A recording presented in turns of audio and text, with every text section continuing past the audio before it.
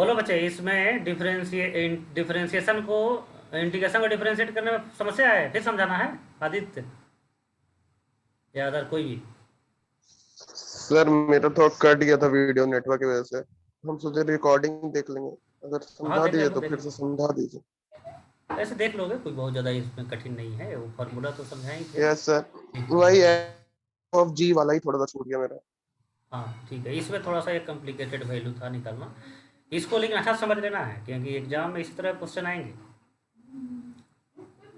अब देखो, यह एनसीईआरटी में कुछ क्वेश्चन है 3-4, सभी क्वेश्चन सोल्व हो जाएगा, लेकिन कुछ क्वेश्चन ऐसे हैं जिसमें कुछ लिखना, कुछ कैलकुलेशन नहीं करना, वर्ड में केवल लिखना है। तो ऐसे क्वेश्चन का सॉल्यूशन आप या तो याद कर लीजिएगा या सभी समझ लीजिए तो याद हो जाए। स्कूल वाले ऐसे क्वेश्चन खूब पूछते हैं, बोर्ड में भी ऐसा क्वेश्चन आता है। एफ इनवर्स का अगेन इनवर्स एफ हो जाएगा, तो इसको प्रूव करना है। कैसे हम लोग प्रूव करें, डायग्राम बना देते हैं। एक्स टू वाई, और यहाँ पर एक इमेज एक्स और वाई ही स्मॉल रख लिया। इसमें ना हमेशा कुछ मान लेना है पहले। Let F of x equal to y, या इक्वेशन 1 हो गया। और from definition of inverse, inverse function का डिफिनीशन ही है, from definition of inverse, f को राइट साइड में भेजेंगे तो एफ इनवर्स हो जाएगा। एक्स इक्वल टू हो गया एफ इनवर्स वाई। अब इसको फिर ऐसे लिखना है, f inverse y equal to x, इसको सेकेंड। अब फिर यहाँ पर लिखना है again from definition of inverse function, inverse function. फिर इस एफ इनवर्स को राइट साइड में भेजेंगे तो फिर उसका इनवर्स हो जाएगा। ये डिफिनीशन ही है कि एल एच एस में कोई फंक्शन है, उसको राइट साइड में भेजेंगे तो उसका इनवर्स हो जाएगा। लेकिन यह अब इनपुट एक्स बन जाएगा, यह ध्यान रखना है। जैसे यहाँ पर वाई था तो इनपुट वाई बन गया, उसको हम आर एच एस में लिखते हैं। तो y यहाँ पर सिंगल रह जाएगा और एफ इनवर्स x का अगेन इनवर्स हो जाएगा, यहाँ इनवर्स अगेन इनवर्स हो जाएगा। इसको मान लिया थर्ड। अब 1 और थर्ड को कंपेयर कीजिए तो दोनों में y कॉमन है, तो दोनों को इक्वेट कर सकते हैं। तो हैंस 1 एंड थर्ड क्या इंप्लाई करेगा, एफ इनवर्स एक्स का अगेन इनवर्स वाई है और एफ एक्स का वैल्यू भी वाई है, तो दोनों इक्वल हो गया। और इसी को सिंबल में एक्स भी अब हाइड कर देते हैं, एफ इनवर्स का again inverse equal to f होगी।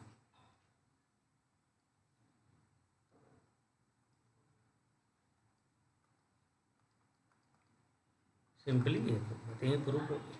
बोलो बच्चे, सब कुछ समझे क्या इसको?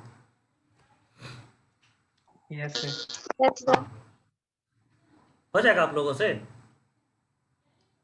सर। हाँ हाँ, बुक का सोल्यूशन नहीं देख रहा है, यही सब यही ऐसे ही करना है, यह सिंपलेस्ट तरीका है। बुक में ना 1 1 1 2 भी सब, एफ को 1 1 1 2 प्रूव करो, एफ इनवर्स को 1 1 रखो, ऐसे ऐसा कुछ नहीं है। डायग्राम बना करके थोड़ा सा और अच्छा सर हैंड राइटिंग बना करके लिख दीजिए। हाँ बोलो बच्चे। वो किस लिखे from definition of inverse y equal to f inverse x inverse. अरे गधा, जैसे क्या है ना, प्लस को उधर भेजेंगे तो क्या हो जाएगा, माइनस, ये तो रूल है। एफ को उधर भेजेंगे तो क्या हो जाएगा, एफ इनवर्स हो जाएगा, सिंपली ये डिफिनीशन है एफ इनवर्स का। तो एफ को राइट साइड में भेजेंगे तो एफ इनवर्स हो गया, f inverse y equal to, इधर एक्स अकेला रह गया। पूरे इक्वेशन में बेसिक में से ही करते आ रहे हैं ना, लॉग को उधर भेजे एक्सपोनेंशियल, एक्सपोनेंशियल को उधर भेजे लॉग, एफ को उधर भेजेंगे एफ इनवर्स हो जाएगा, फिर दोबारा भेजेंगे अगेन एफ इनवर्स हो जाएगा। बस इसमें देखना था कि यह हो वाई और यह हो वाई, बस यही दिखाना कि कॉमन है तो दोनों को इक्वेट कर दिया। बोलो जल्दी बोलो राहत। यस सर, समझ आ गया। ठीक है, अब देखो एफ ओ जी का इनवर्स, g inverse o f inverse, उल्टा हो जाएगा। एफ ओ जी कंपोजिट फंक्शन का वीडियो देखेंगे तो सब समझे होंगे, एफ ऑफ जी एक्स होता है। जैसे इसका वैल्यू निकालना है तो पहले एक्स का वैल्यू रखेंगे। जैसे मान लो F X X cube plus 1 है, जी एक्स प्लस 2 है। एफ ऑफ जी एक्स का value, F of G two का वैल्यू निकालना है। तो पहले इसमें 2 रखेंगे, तो 2 प्लस 2, अब जी खत्म हो जाएगा, जिसका वैल्यू रख दिया वो खत्म हो गया, एफ ऑफ 4। अब इसमें 4 रख दो, तो 4 क्यू प्लस 1, वह आंसर हो जाएगा। ठीक है ना, इसी को कंपोजिट फंक्शन बोलते हैं। पहले एक्स का वैल्यू रखे, फिर जी का निकला, फिर एफ में रखे तो एफ का वैल्यू निकला, और उसके बाद फिर इन्वर्स कर दिया। एक तो यह हो गया, पहले एफ ओ जी निकाल दिए, फिर इन्वर्स कर दिए। जैसे इसका वैल्यू कितना निकला 65, अब इसका इन्वर्स कर दिए, तो एफ ऑफ जी ऑफ 65 का इन्वर्स, यहाँ नंबर क्या रखे थे 1, तो यह 1 हो जाएगा। 2 रखे थे ना, 2 हो जाएगा। मतलब पहले कंपोजिट निकाले देन इन्वर्स की। अब इसमें कह रहा है कि पहले जी इन्वर्स कर दो, मतलब इसका इन्वर्स कर दो, जी इन्वर्स निकाल दो, एक्स के टर्म में जैसे वाई निकालते हैं, फिर इसका भी इन्वर्स निकाल दो, और देन कंपोजिट करो, और फिर जो इनपुट रखना है 1 वो इनपुट रखो, तो दोनों का आउटपुट सेम आएगा। यही क्वेश्चन प्रूव करना है। अब इसको एग्जाम्पल से नहीं, हमको सिंबल में प्रूव करना है, वर्ड में।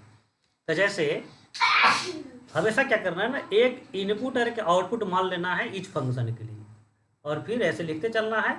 पहला लाइन हमेशा मानेंगे let f x equal to y, और उसके बाद डिफिनीशन ऑफ इनवर्स लिखते चले जाइए, वो प्रूव हो जाएगा। तो यहाँ पर देखिए कितना सेट मानना होगा, कितना एलिमेंट मानना होगा। तो मान लेते हैं कि यहाँ से यहाँ जो है ना एफ डिफाइंड है, एफ, और सेकेंड सेट से थर्ड सेट में जी डिफाइंड है, तो 3 एलिमेंट मानना होगा। यहाँ एक्स वाई सेट नहीं मानते हैं, ए बी सी सेट मान लेते हैं, ए बी सी। तो इसका एलिमेंट ए मान लिया, इमेज बी मान ली, यहाँ बी का इमेज स्मॉल सी मान ली। ठीक है, अब निकालना है एफ ओ जी। तो पहले तो एज्यूम कर लेंगे, let F of A equal to B, F of B equal to C. ठीक है ना, एफ ओ जी का मतलब क्या होगा, f of g of x, g o f. यह ना, यह डायग्राम हो गया जी ओ एफ के लिए, बाद वाला को पहले लिखते हैं और शुरू वाले को बाद में लिखते हैं। जी ओ एफ यह सिंबल हो गया, जी ऑफ एफ ऑफ एक्स। तो थोड़ा सा हम बदल देते हैं, यहाँ जी लिख देते हैं, यहाँ एफ लिख देते हैं। बोलो बच्चे, कोई समस्या?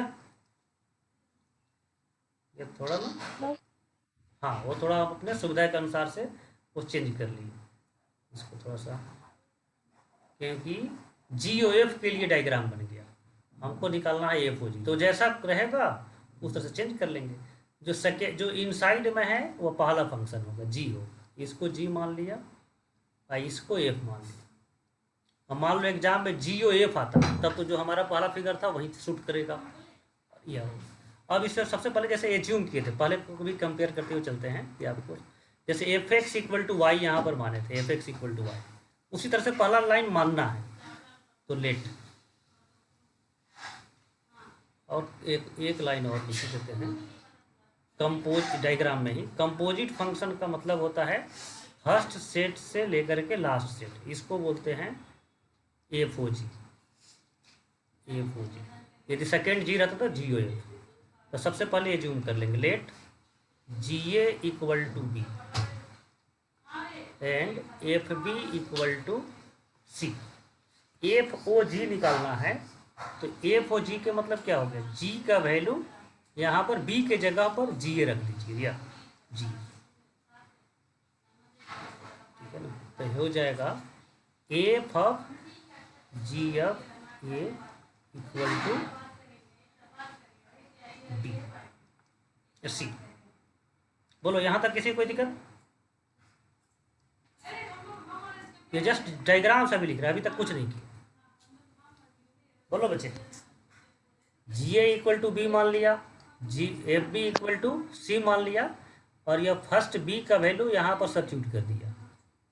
ठीक है ना, इसको 1, इसको 2, और यहाँ पर 1 से 2 में वैल्यू रख दिया। यह भी लिख रहे हैं, यह पुट बी फ्रॉम 1 इन 2, तो f of g of A equal to, बोलिए सब कोई बोलिए यहाँ तक, कोई दिक्कत किसी को? No sir. हाँ, ये सम सिंपली जो जो हमको वैल्यू चाहिए अब आगे के स्टेप में वो सब पहले एज्यूम कर लिया। हमको एफ चाहिए था, जी एफ का वैल्यू चाहिए था, जी का वैल्यू चाहिए था और एफ ओ जी का वैल्यू चाहिए था, तीनों पता चल गया। अब हम इन्वर्स करेंगे। तो from definition of inverse, definition of inverse, third से क्या आएगा यह देखो, यह फंक्शन है, इसको आप भेजेंगे RHS में, यहाँ ए अकेला बच जाएगा, ए जी ऑफ सी का इनवर्स बन जाएगा। बोलो सबको कन्फर्म कीजिए कितना है। सिंपली LHS को RHS में भेजना है, उसको इनवर्स लिखना है, यस सर। ठीक है ना। अब जो है फिर फर्स्ट और सेकेंड को इन्वर्स करना है, तो फर्स्ट को इन्वर्स करो। बोलो फर्स्ट को इन्वर्स करेंगे तो क्या लिखेंगे? A equals to ji inverse B, G और इनवर्स बी। सेकेंड, हाँ, और सेकेंड को इन्वर्स करेंगे तो B equals to F inverse C. B equal to F inverse C. इसमें अब क्या करना है, हमको अब कंपोजिट करना है दोनों को। इसको मान लेते हैं 5 और इसको मान लेते हैं 6। अब कंपोजिट करना है, तो कंपोजिट करने के लिए क्या करेंगे, यहाँ पर b दिख रहा है 5 में, इस b को सब्स्टिट्यूट कर देते हैं, जो कॉमन वैल्यू है वही देखिए, एक में सब्स्टिट्यूट कर दीजिए, कंपोजिट हो जाएगा। तो फ्रॉम 6 पुट b इन 5। आप जब स्कूल एग्जाम में लिखेंगे तो पुटिंग लिखेंगे, पुट नहीं लिखेंगे वो सब। तो 5 पे जब रखेंगे तो क्या हो जाएगा, a equal to ji inverse b की जगह पर रख दिया एफ इनवर्स सी, ठीक है। तो अब इसको थोड़ा सा सीधा लिख दें, इसको मान लेते हैं 6 तक है ना, 7। अब देखो तो बच्चे 6 और 7 में क्या रिलेशन दिख रहा है आपको, और 4 और 7 में, 4 और 7 में क्या दिख रहा है आपको? सर ए इक्वल है दोनों में। इक्वल, तो दोनों को इक्वेट कर देंगे, 4 और 7। अब क्या करेगा, दोनों को इक्वेट कर दो। तो इक्वेट करेंगे तो f of g of C whole inverse equal to इधर जी इनवर्स एफ इनवर्स सी। अब सी को सिंबल से हटा दो, तब यही लिखेंगे एफ ओ जी का इनवर्स इक्वल टू क्या हो गया, जी इनवर्स ओ एफ इनवर्स, यही प्रूफ हो गया। सी वहाँ पर हिडन है, फंक्शन है तो इनपुट तो होगा, तो सी इनपुट था, उसको हाइड कर दिया। बोलिए सब क्लियर है? यस। बन जाएगा आप लोगों से, रटना पड़ेगा।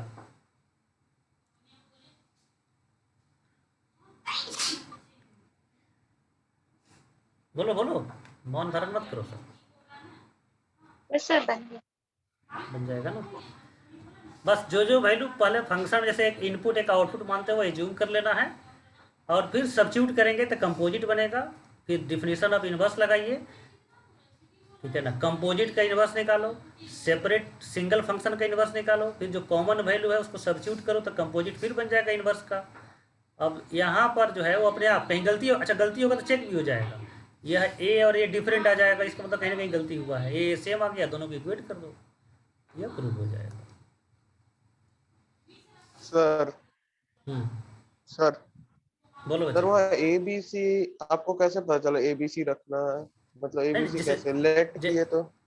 हाँ जैसे देखो क्या है ना, कि 2 फंक्शन है तो हर फंक्शन का एक इनपुट आउटपुट होगा ना, तो 3 सेट मानेंगे, इनपुट Yes, आउटपुट sir. फिर इनपुट आउटपुट, 3 सेट मानेंगे।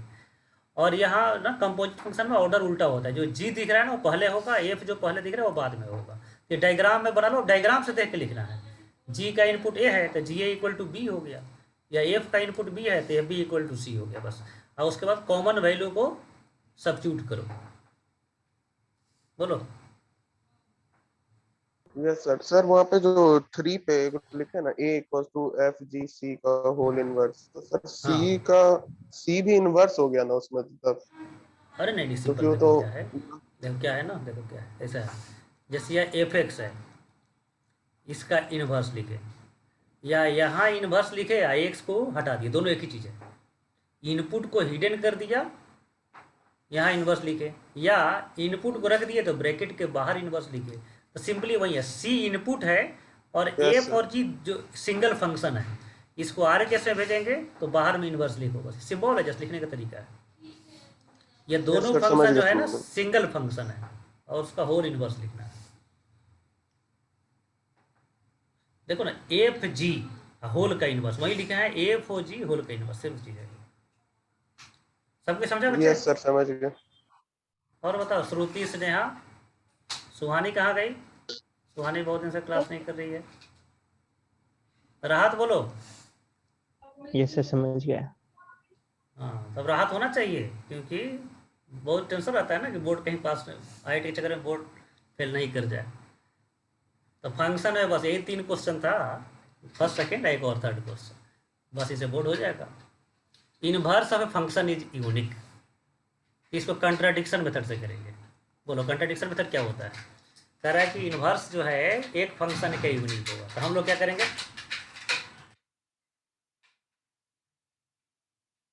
बोलो बच्चे, कोई नहीं बोल रहा है।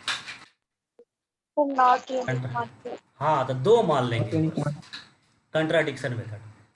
इफ पॉसिबल, वो सब इफ पॉसिबल खुद लिखिएगा, वो सब जानते हैं ना, सीधा हम लिखते हैं लेट। मान लिया कि एफ इनवर्स जो है जी भी है और एफ इनवर्स एच भी है, यह मान लिया, और बाद में प्रूव करेंगे कि जी और एफ इक्वल है। लेकिन इस तरह लिखने में थोड़ा सा हमको मतलब या तो याद कर ले, डायग्राम पहले बना लेते हैं, डायग्राम से लिखने में ना ज़्यादा हेल्प मिलता है। तो सबसे पहले डायग्राम बना लें। बोलो कितना सेट बनाएंगे? अब एक ही फंक्शन है, दो कितना सेट? 2 2 सेट। ही बने, 2 सेट, तो एक सर वही लिख देते हैं। अब यहाँ पर एक इनपुट है x1 और यहाँ पर दे दिया y, इधर से f डिफाइंड है और इधर से इनवर्स डिफाइन करना है। तो 2 इनवर्स डिफाइन करना है, मान लो g, और एक इनवर्स डिफाइन कर दिया h। तो मान लिया कि f का 2 इनवर्स है, let f have 2 inverse, 2 inverse है, डिस्टिंक्ट इनवर्स, या ना distinct, unique, distinct inverses F and G and H, G and H. अब देखिए इसका मतलब क्या हुआ, अल्सो लेट जी को साथ बोलो y1 लिखेंगे या x1 लिखेंगे?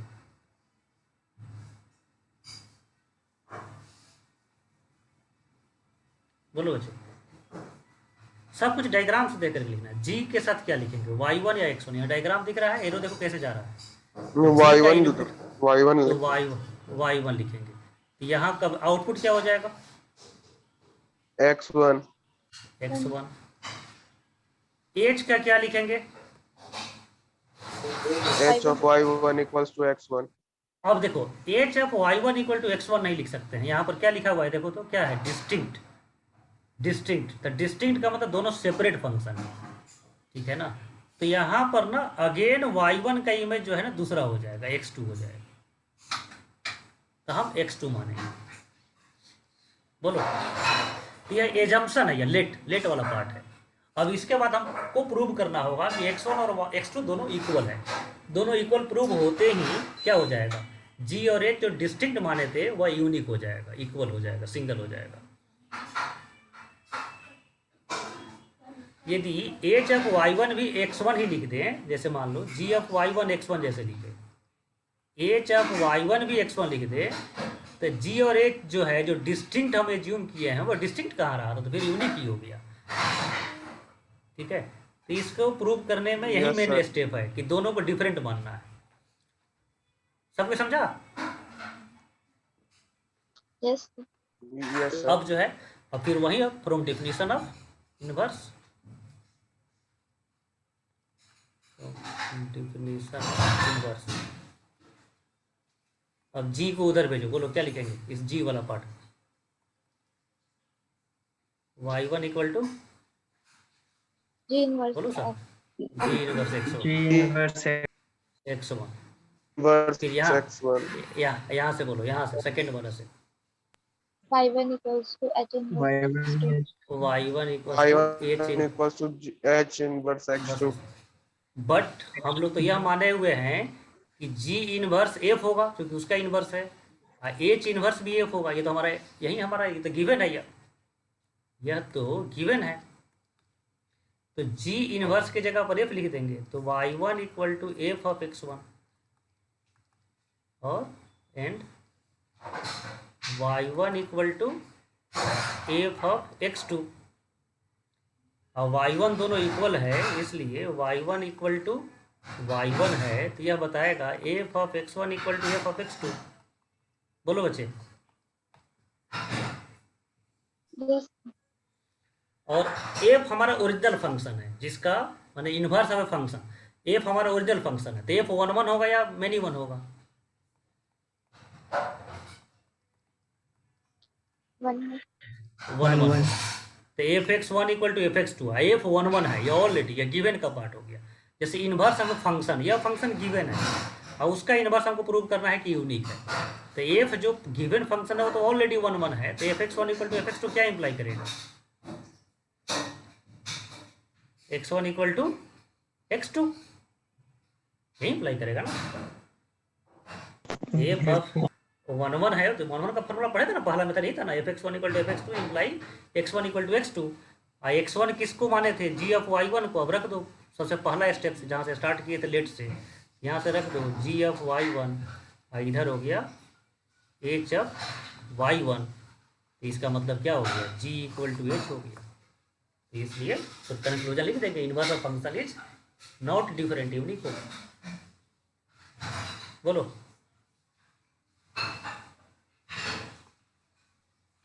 Yes. बोलो कोई दिक्कत? सर लेकिन फिगर में तो x1 और x2 दोनों y1 से ही कनेक्टेड है ना, तो सर मेनी वन होगा ना। अरे तो उसी को जबरदस्ती प्रूव करना है, इसी का तो नाम एनसीईआरटी है ना। वह x1 x2 अलग अलग लिखा गया है लेकिन वह सेम है। समझा? जबरदस्ती का क्वेश्चन है तो जबरदस्ती का फिगर हम लोग बनाए, फिर उसको जबरदस्ती प्रूव किए। x1 x2 अलग अलग दिखाए हैं, हमारी इच्छा हम चाहे तो दो दो टू जो है यहाँ पर 2 बार लिखे, चाहे तो एक ही बार लिखे, 2 बार लिख दिए हैं, क्या दिक्कत है? बोलो। यस सर समझ। ठीक है, सब कुछ समझ में आ गया होगा। तो यह जो है ना इसी 2-3 क्वेश्चन के कारण क्या होता है ना, आईआईटी का प्रिपरेशन करने वाला स्टूडेंट बोर्ड में कम मार्क्स लाता है, बस यही 3 क्वेश्चन का। और लिमिट तो खैर है ही नहीं है 12 में, कंटिन्यूटी डिफरेंशिएबिलिटी में बहुत ज़्यादा कोई दिक्कत नहीं है। आईआईटी के साथ हम तैयारी करेंगे, उसमें बोर्ड अपने आप बन जाएगा, उसको अलग से कराने की जरूरत नहीं। तो कुछ जो है चैप्टर ऐसा है जिसको अलग से कुछ क्वेश्चन कराना पड़ता है। ठीक है, तब एनसीईआरटी जरूर बनाएंगे और एनसीईआरटी एक अलग सेपरेट कॉपी में बनाना है। बोले थे क्या आप लोग को बताया था एनसीईआरटी सेपरेट कॉपी में बनाना है? Sir Yes. हाँ, एक एनसीईआरटी यस सर बोल रहे थे। एक एनसीईआरटी की सेपरेट कॉपी रखिए। सॉल्व सर हाँ बोलो। वो कंप्रिहेंशन वाला बता दीजिए ना। हाँ बताया था सेम सेपरेट कॉपी, क्योंकि कि बोर्ड एग्जाम के नज़दीक ना कोई टेंशन ही नहीं रहे, आप सब कुछ भूल जाएंगे ना तो ये कॉपी आपके पास सोल्व रहेगा तो आपको कॉन्फिडेंस रहेगा और इससे ना 100% मार्क्स लाने का 100% चांस रहेगा। ठीक है, आप फुल कॉन्फिडेंस में रहेंगे भूल जाने के बाद भी। रिवीजन करने में कितना 2 दिन काफ़ी होता है रिवीजन करने के लिए, तो इसलिए इसको मिस मत करें। ठीक है, आईआईटी होने के लिए तो बहुत आपको चैलेंजिंग आईआईटी क्वालिफाई करना है, इसके लिए आपको बहुत कुछ मेहनत करना पड़ेगा, 11th भी ठीक करना होगा और उस लेवल तक जाना होगा। लेकिन यह भी एक चार्मिंग टारगेट होगा कि बोर्ड में आपका 100% मार्क्स रहे मैथ में। तो एनसीईआरटी को सेपरेट कॉपी में सॉल्व करो सर और हाँ एक मिनट पहले सुन लो, होमवर्क पहले सुन लो। और मिसलेनियस जो एक्सरसाइज होगा फंक्शन रिलेशन का शायद एक ही साथ होगा, उसको सॉल्व करके ऐप में जरूर सबमिट करेंगे, वो हम असाइनमेंट बनाएंगे आप। तो 2-3 दिन टाइम ले लीजिए, 2-3 दिन आपको टाइम दे रहे हैं। मिसलेनियस तो कंप्लीट सॉल्व कीजिए। ठीक है, बोलो बच्चे, अब बोलो राहत। और सर 2D कब शुरू कीजिएगा? क्या चीज? 2D sir, 2D? Coordinate geometry. तुम ही लोगों में कोई इंथू नहीं दिख रहा है। आज ही कितना 5-6 लोग हैं, कोई बोल भी नहीं रहा है, रिप्लाई भी नहीं दे रहा है। ठीक है, तब ऐसा ना इतना ना वर्क ही हो जाए, कुछ हो ही नहीं पाए। अभी 12 में पूरा नहीं कर पा रहा है वो तुम सर लोग, तो 11th सर भी खत्म ला हो दिया जाएगा तो हो जाए। जाएगा ना सर? हाँ? कैसा खत्म? मतलब सर खत्म हो जाएगा तो हो जाएगा, नहीं नहीं तो पढ़ा रहेगा। तो नेहा बोल रही है मॉर्निंग में एक क्लास 2D। अच्छा ठीक है, 1 घंटा के लिए 2D, लेकिन उसके लिए क्या है ना कि सब लोग इंटरेस्टेड ही नहीं रहते हैं।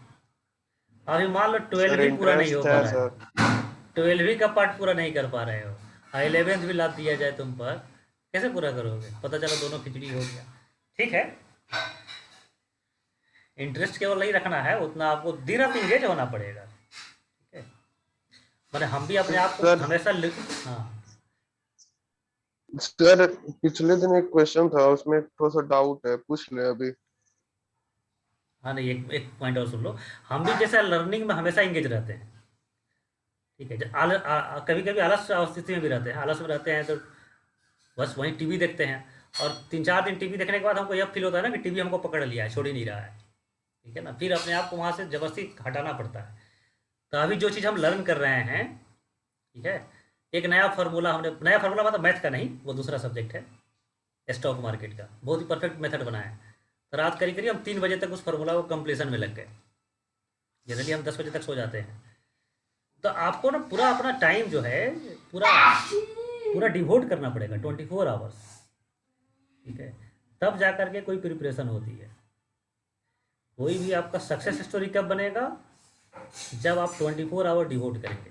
एक मेरे मित्र हैं यहाँ पर बीजेपी में, डॉक्टर हैं, आप लोग कोई जानते होंगे, उसमें विजय झा हैं, हर्ष के। तो बहुत दिन के बाद हम मिले, वहाँ वहाँ हमको किसी को लेके जाना था, तो उनसे पूछे कि बताइए कब फुर्सत में है, कहीं बातचीत किया जाए, गपशप किया जाए, बहुत दिन हो गया। वो बोले कि लाइफ में कभी आपको लगता है कि फुर्सत है, कुछ भी कर लीजिए। ठीक है, तो वहाँ पर यही फील हुआ कि कभी फुर्सत नहीं है। आप किसी भी चीज़ को टारगेट रखिए तो फिर फुर्सत चीज़ भूल जाइए, फिर आपको फुर्सत नहीं मिलने वाली है। अब बिना टारगेट का है तो फुर्सत ही फुर्सत है। तो यदि आपको टारगेट है कुछ भी, या इधर IIT या बोर्ड में अच्छा मार्क्स लाना, अच्छा मार्क्स लाना, टॉप मार्क्स लाना, फुल मार्क्स लाया जा सकता है, मैथ में 100 मार्क्स, तो आपको फुर्सत चीज़ भूलना पड़ेगा। फुर्सत अब नहीं होगा आपको। ठीक है ना, इंटरटेनमेंट करने का टाइम नहीं मिलेगा। तो जो भी 2021 और 22 का स्टार्टिंग जो भी टाइम आपके लिए है, यदि आप अपना गोल सेट किए हुए हैं, तब यह मान के चलिए कि आपको इसमें 24 आवर्स इंगेज करना होगा टारगेट को अचीव करने के लिए। फुर्सत भूलना होगा, ब्रेक भूलना होगा। समझा क्या बोल रहे हैं? Yes sir. हाँ, और आगे भी लाइफ में कोई बहुत बड़ी आपकी जिम्मेवारी मिलती है, मान लो तुम IAS हो जाते हो या कोई भी बड़े पदाधिकारी होते हो, तो तुम वहाँ पर भी देखोगे, चाहे डॉक्टर हो जाते हो तो वहाँ पर भी देखेंगे कि फुर्सत नहीं है आपको। कोई भी रिस्पॉन्सिबिलिटी मिलेगी तो फिर आपको व्यस्त रहना पड़ेगा उसमें, और वही लाइफ है, उसी में एंजॉय है। ठीक है, कितना दिन टीवी और मोबाइल कितना दिन देखोगे? 2-5 दिन छोड़ दिया जाए आपको देखने के लिए, फिर उसके बाद बोर हो जाएंगे। ठीक है, कोई इंटरनेट देखता है, एक पेज से दूसरे पेज पर क्यों स्विच ओवर करता है? क्योंकि वो एक पेज देख करके बोर हो गया, फिर दूसरे पर जाता है, फिर उसको देख करके बोर हो जाता है, फिर तीसरे पर जाता है। इसका मतलब ही है कि वहाँ सेटिस्फेक्शन नहीं मिल रहा है, बोर हो जा रहा है। लेकिन आप 5 क्वेश्चन बनाओ, उसमें से 2 क्वेश्चन अच्छा क्वेश्चन ही बन गया, आप देखो कितना सेटिस्फेक्शन मिलेगा आपको। इसलिए जो आप समझते हैं ना इंजॉय का चीज़ है, वो वास्तव में बोरिंग का चीज़ है। और वहाँ से एक बोर हो जाने के बाद फिर दूसरे पर स्विच ओवर करते हैं। कोई मूवी देखता है, एक मूवी देखा, फिर दूसरे पर चला गया, क्योंकि उससे बोर हो गया दूसरे पर। ठीक है, तो बोर से वो बोरिंग की तरफ और जा रहा है। तो पूरा टाइम आप डिवोट कीजिए। हाँ, कंप्रीहेंशन वाला क्वेश्चन हम लोग देख रहे हैं। हाँ, कुछ बोलना चाह रहे थे क्या कोई? सर एक क्वेश्चन था पिछले हाँ बार बोलो। का। हाँ बोलो। सर DPP में भी दिया था सर, वो f = -5π/6 से π/6 था रेंज। मतलब रेंज उस डोमेन था -5π/6 से π/6, और रेंज और fx = √3 sin x + cos x + 1। तो सर इसमें जब सॉल्व करते हैं तो थीटा निकाल लिए, तो सर वो पता कैसे चल रहा है कि 1 1 है कि मेनी 1 है? वही हमको नहीं समझ आ रहा। नहीं, वो देखो क्या है, एक है जैसे मान लो कुछ भी है, जैसे साइन थीटा प्लस अल्फा, इधर कुछ भी नंबर इधर कुछ भी नंबर, उससे तो कोई फर्क नहीं पड़ने वाला है, केवल इसी से पता चलेगा 1 1 है कि नहीं। अब जो है या एक्स प्लस अल्फा, और फंक्शन डिफाइंड है फ्रॉम एक्स टू वाई, मतलब इसमें कोई सेट दिया गया है एक्स। अब मान लो यह दिया गया है -5 π/6 से π/6 या π/3, जो भी दिया गया है। अब दोनों तरफ अल्फा ऐड कर दो, तो अल्फा ऐड करेंगे तो यह नंबर और यह नंबर अब क्वेश्चन के लिए हुआ, इस जो सिंप्लीफाई करके लाए इसके लिए थीटा हुआ। अब यह थीटा यदि -π/2 से π/2 के बीच में है, ये साइन थीटा हमको पता है ना कि -π/2 से π/2 में 1 1 होगा। ग्राफ बना के वेरीफाई कर लेंगे। ये तो पता है।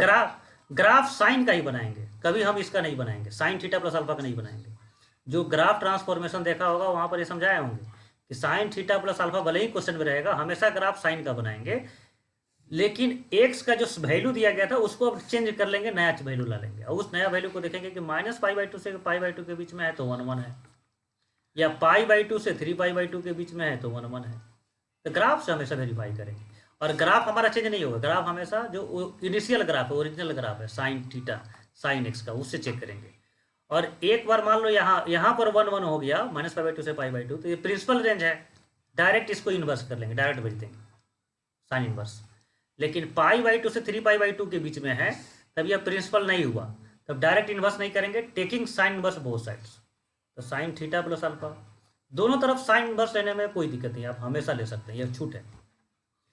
अब साइन इन्वर्स साइन का वैल्यू कैसे निकालेंगे, तब उसका ग्राफ फिर आपको देखना होगा। साइन इन्वर्स साइन का ए बनाते हैं, Yes, sir, A ऐसे बना के। ऐसे ए बनता है, और फिर यही रेंज देखेंगे π/2 से 3π/2। π/2 से 3π/2 में यह इसका इक्वेशन डायरेक्ट लिख देते हैं, -x + π होगा। तो x के जगह पर अब इस इनपुट को रख देंगे, यह x है यहाँ का ग्राफ का इनपुट, और क्वेश्चन का इनपुट यह है, दोनों इनपुट सेम है। तो -θ - अल्फा + π साइन इनवर्स y। अब हम लोग अल्फा का वैल्यू निकालने के लिए इधर उधर भेजेंगे और वहीं फाइनल आंसर हो जाएगा। तो हमेशा ग्राफ से 1 1 जो है ट्रिगोनोमेट्रिक फंक्शन का साइन का ग्राफ बना लीजिए, टेन का ग्राफ बना लीजिए, और उसका देख लीजिए कंडीशन कहाँ से कहाँ तक, उसी से पता चल जाएगा। मान लो -π/2 से 3π/2 चल जाए, तब तो यह इंक्रीजिंग डिक्रीजिंग दोनों हो गया, तो मिनिमम हो जाएगा, फिर इन्वर्सिबल नहीं होगा, हो जाएगा। और आदित्य यस सर। सर आप इसमें हाँ, ये भी बस। बताए थे, वो इनवर्स वाला जो ग्राफ है उसमें सर बोले थे कि अगर पाई पॉजिटिव तब लेते हैं जब वैल्यू ऊपर जाता है, या बोले हाँ थे ना, हाँ हाँ हाँ, जैसे जैसे जैसे वो ग्राफ वही जो कैसे बना पता हुआ है। चलेगा कि सर? अरे बहुत सिंपल है, जैसे मान लो ना कोई आया आधा ही लाइन बना हुआ है ना, यह लाइन आधा ही है। अब इसको पूरा हम कंप्लीट लाइन करें तो देखो वाई से कहाँ कट कर रहा है, ऊपर कट कर रहा है, यह पाई पॉजिटिव हो जाएगा, y = Yes, mx + c positive हो जाएगा। मान लो फिर ये दूसरा लाइन है, तो यह लाइन जो है आधा ही बना हुआ है, इसको आराम से बिना ड्रॉ किए हुए इमेजिन कर सकते हैं ना। यहाँ पर यह नेगेटिव नीचे कट कर रहा है, तो इसमें -π हो जाएगा, c नेगेटिव हो जाएगा। Yes sir. ये तो बहुत सिंपल चीज़ है। हाँ, एक कंप्रीहेंशन जो था वो ऐप में दिए थे, कंप्रीहेंशन आप लोगों को क्या ऐप में अपलोडेड यस था? सर, ऐप में भेजे। क्वेश्चन हमको देखना पड़ेगा ना, कौन सा टॉपिक था वो, असाइनमेंट्स फंक्शन बेस्ड क्वेश्चंस में होगा सर ना।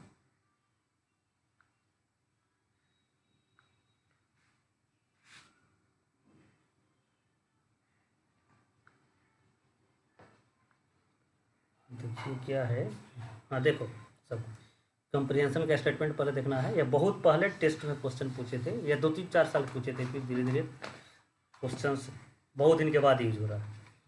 एक y = f(x) फंक्शन है a to b एक f फंक्शन है, 1 1 ऑन टू दिया गया है, द फंक्शन भी इन्वर्टिबल है एंड इट्स इन्वर्स तो श्योर है कि b से a में डिफाइंड होगा, b से exist. E point x1 y1 lies on fx, यदि f पर जो है x1 y1 है, f के ग्राफ पर x1 y1,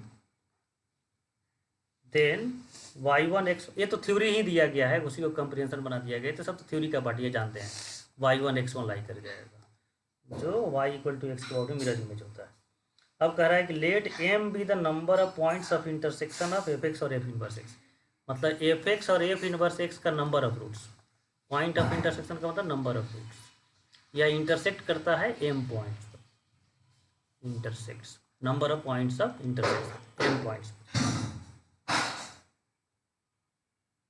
अब उस इस स्टेटमेंट, इस कंप्रिहेंशन के आधार पर आपको 3 क्वेश्चन सोल्व करना था। तो पहला क्वेश्चन कह रहा है कि this 2 points lie on f inverse x and f is continuous function, then कितने पॉइंट ऑफ इंटरसेक्शन होंगे। तो हमको अब फिर ग्राफिकली इसमें जज करना पड़ेगा। तो ये आपको पता है कि y इक्वल टू एक्स के अबाउट मिरर इमेज होता है। कह रहा है कि 3,2, बोलो 3,2 किधर लाई करेगा, y इक्वल टू एक्स के ऊपर या नीचे, x कोऑर्डिनेट 3 और y कोऑर्डिनेट 2, बोलो नीचे लाई कर जाएगा। ऊपर y करेगा सर।